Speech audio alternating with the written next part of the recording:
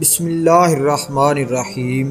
بنی اسرائیل میں ایک بدکردار عورت تھی جو بہت بدکردار عورت تھی۔ اللہ تعالیٰ نے اسے بہت حسن و جمال دیا تھا۔ وہ بدکار بھی انتہا درجے کی تھی۔ پوری بستی کے ساتھ اس کے تعلقات تھے۔ وہ اتنی مالدار ہو گئی کہ اس نے گاؤں میں اپنے لیے محل بنوایا۔ وہ بن سنور کر ملکہ کی طرح تخت پر بیٹھتی اور اس کے غلط تعلق رکھنے والے پورے شہر کے مرد بھی اس کے ساتھ بیٹھتے۔ اس کی زندگی ایسے ہی گزر رہی تھی۔ ایک مرتبہ کیا ہوا کہ وہ اپنے گھر کا دروازہ کھول کر تخت پر بیٹھی تھی۔ قریب کسی اور بستی کا نوجوان تھا جو بڑا نیک اور عبادت گزار تھا۔ وہ ادھر سے گزرا اور اچانک گزرتے ہوئے اس کی نظر اٹھی اور اس بد کردار عورت پر جا گری۔ اس بد کردار عورت کی تصویر اس کے دل میں چھپ گئی۔ وہ آگے تو چلا گیا مگر اس کا دھیان ادھر ہی بھٹک گیا۔ پھر وہ مراقبے میں، ہاتھ میں تسبیح، تلاوت میں جب بھی بیٹھتا تو اس کا دل نہیں لگتا۔ اس نے روزے بھی رکھے لیکن خیال نہ گیا۔ اس نے اپنے آپ کو تکلیف پہنچائی۔ کئی دن اپنے آپ کو بھوکا پیاسا رکھا مگر اس کے دل سے یہ خیال نہ نکلا۔ حتیٰ کہ ایک دن اس نے سوچا کہ اس خیال سے میری یہ جان نہیں چھٹتی تو میں اس کے پاس جاتا ہوں۔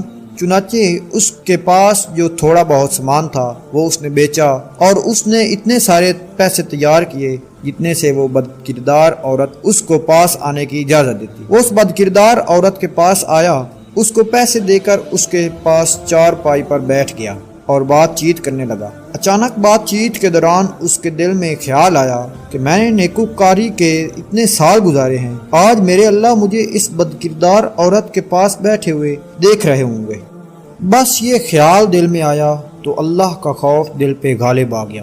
اس نوجوان نے کانپنا شروع کر دیا۔ عورت اس سے پوچھتی ہے کہ تم کانپ کیوں رہے ہو؟ تمہارا چہرہ کیوں پیلا ہو گیا ہے؟ اس نے کہا بس میری طبیعت ٹھیک نہیں۔ اس نے کہا تم جس مقصد کے لیے آئے ہو وہ مقصد پورا کرو اور جاؤ۔ اس نے کہا نہیں۔ وہ بڑی حیران ہو گئی کہ آج تک میں نے اپنی زندگی میں کوئی ایسا مرد نہیں دیکھا جو میرے قریب اس طرح چارپائی پر آ کر بیٹھے اور پھر کوئی برائی کیے بغیر واپس چلا جائے۔ یہ نوجوان کیسا ہے؟ مگر نوجوان نے کہا میں جاتا ہوں۔ اس نے کہا تم کون ہو، کیا ہو؟ نوجوان نے بتایا کہ میں اللہ کا بندہ ہوں اور فلاں بستی کا رہنے والا ہوں۔ میرے دل میں یہ خیال آ رہا ہے کہ میں نے اتنی عمر مصلی پر بیٹھ کر گزار دی، آج میرا اللہ مجھے تیرے ساتھ بیٹھے ہوئے دیکھ رہا ہے۔ بس اس کے بعد اس نوجوان کی آنکھوں سے آنسو آ گئے اور وہ وہاں سے چل پڑا۔ اب وہ وہاں سے چلا تو اس نوجوان کی صحبت کی وجہ سے عورت کو تھوڑی برکت مل گئی۔ چنانچہ عورت کے دل میں خیال آیا کہ یہ ایک کنوارا نوجوان اتنا اللہ سے ڈرتا ہے جبکہ اس نے کوئی گناہ بھی نہیں کیا، اور میں تو سارا دن اور ساری رات گناہوں کا مرتکب ہونے والی ہوں، میں تو اللہ سے ڈرتی ہی نہیں ہوں۔ اس کے دل میں شرمندگی پیدا ہوئی، ندامت ہونے لگی کہ کروں تو کیا کروں۔ دل میں خیال آیا کہ اچھا چلتی ہوں اور موسیٰ علیہ السلام سے پوچھتی ہوں کہ کیا میرے لیے بھی دعا کی کوئی صورت ہے۔ وہ اپنے گھر سے نکل کھڑی ہوئی۔ اب اس کو بستی کا ایک ایک بندہ پہچانتا تھا۔ وہ ایسی نامی گرامی خاتون تھی۔ وہ چلی تو جا کے موسیٰ علیہ السلام کو دیکھا۔ موسیٰ علیہ السلام اس وقت بنی اسرائیل کو نصیحت فرما رہے تھے۔ اس نے کسی آدمی کے ذریعے پیغام بھیجا کہ موسیٰ سے جا کر کہو کہ میں آپ سے ملنا چاہتی ہوں۔ اب جس کو پیغام دیا وہ بے وقوف تھا۔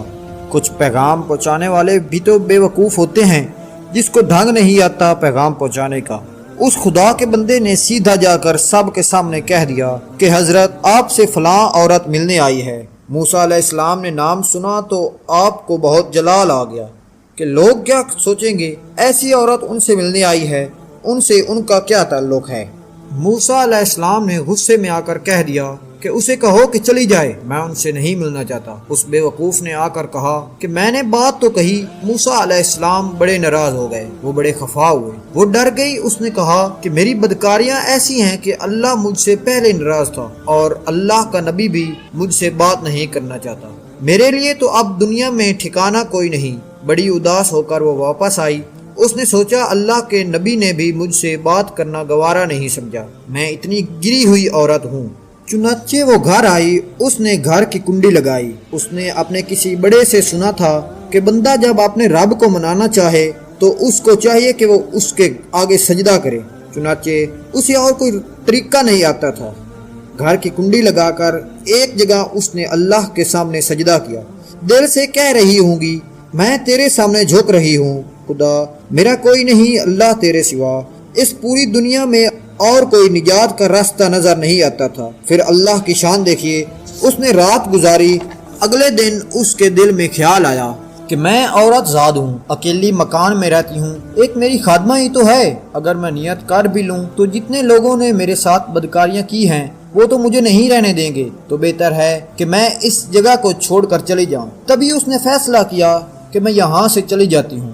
اس نے اپنے آپ کو سادہ سے کپڑوں میں لپیٹا تاکہ کوئی کپڑوں کو اور حسن جمال کو نہ دیکھے کہ یہ، پھر اس نے سوچا کہ عورت زاد ہوں، کہاں جاؤں گی؟ پھر اس کے دل میں خیال آیا کہ وہ جو نیک نوجوان تھا جس کے دل میں اللہ کا اتنا خوف تھا کہ وہ اللہ کے ڈر سے کانپ رہا تھا، کیوں نہ میں اس نیک بندے کے پاس چلی جاؤں اور اس کی خادمہ رہ جاؤں، اور امید ہے کہ وہ مجھے نکاح میں قبول کر لے۔ یہ اس کی بستی کی طرف چل پڑی۔ چنانچہ ڈھونڈتے ڈھونڈتے یہ اس کی بستی میں اس کے گھر پہنچ گئی اور اس کے گھر والوں سے کہا کہ میں فلاں بندے سے ملنے آئی ہوں، تو انہوں نے کہا کہ اس کے ذکر و عبادت کا معمول ہے اور وہ کمرے سے اس وقت نکلتا ہے، تم انتظار کر لو۔ چنانچہ اس نے کہا کہ بہت اچھا، اور انتظار میں بیٹھ گئی۔ جب انتظار میں بیٹھی ہوئی تھی تو اچانک اس جوان نے دروازہ کھولا اور اس کی نظر اس عورت پر پڑی۔ یہ سامنے بیٹھی ہوئی تھی۔ جب نوجوان نے عورت کا چہرہ دیکھا تو اس کو وہ اپنا وقت یاد آ گیا کہ وہ کون سا وقت تھا جب میں مصلی کو چھوڑ کر بالآخر چارپائی پر جا بیٹھا تھا۔ اس نوجوان کے دل میں خوف طاری ہو گیا کہ کہیں یہ میرا ایمان خراب کرنے تو نہیں آ گئی، میں نے تو اتنی مشکل سے اس کا تصور ذہن سے نکالا تھا۔ اس نوجوان پر اتنا خوف طاری ہوا کہ وہ وہیں پر گرا اور اس کی جان نکل گئی۔ اب اس کی وفات پر گھر والے بھی رنجیدہ ہوئے اور اس عورت کو بھی بڑا غم تھا۔ خیر، دن کے بعد اس عورت نے اس کے گھر والوں کو بتایا کہ میں تو اس نیت سے آئی تھی۔ انہوں نے کہا کہ اب وہ تو اس دنیا سے چلا گیا، مگر اس کا ایک بھائی ہے، اگر تم مناسب سمجھو تو ہم اس سے پوچھ لیتے ہیں، اگر وہ تمہارے ساتھ نکاح کر لے تم اس کے ساتھ نکاح کر لو۔ اس نے کہا ٹھیک ہے۔ تو بھائی سے پتہ کیا تو اس نے کہا ٹھیک ہے، اگر پہلے ہی ایسی عورت رہی ہے اور اب تو وہ واقعی نیت کر چکی ہے تو میں اس کو اپنے نکاح میں قبول کروں گا، کیونکہ اللہ پاک معاف کرنے والی ذات ہے۔ جب اللہ معاف کر دیتا ہے تو انسان کیا چیز ہے۔ چنانچہ اس عورت کا اس کے بھائی سے نکاح ہو گیا اور اس عورت کو اللہ نے 7 بیٹے عطا فرمائے، اور وہ 7 بیٹے بنی اسرائیل کے اولیاء میں سے گزرے۔